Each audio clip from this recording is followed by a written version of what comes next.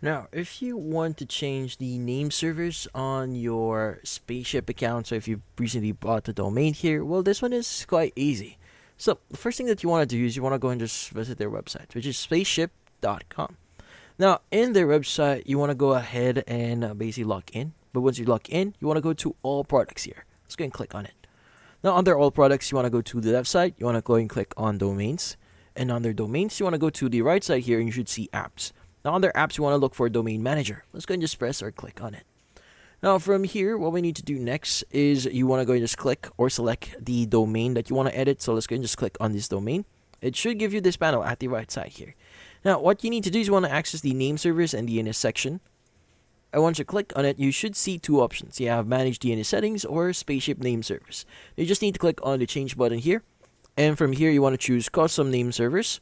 And you can go and just enter the name servers that you want to use for this specific domain. Now, once you've added all the details, just click on Save Name Server Settings. And you should be good. And that's about it. So, hopefully this video was able to help you like and subscribe to our channel. Thank you for watching.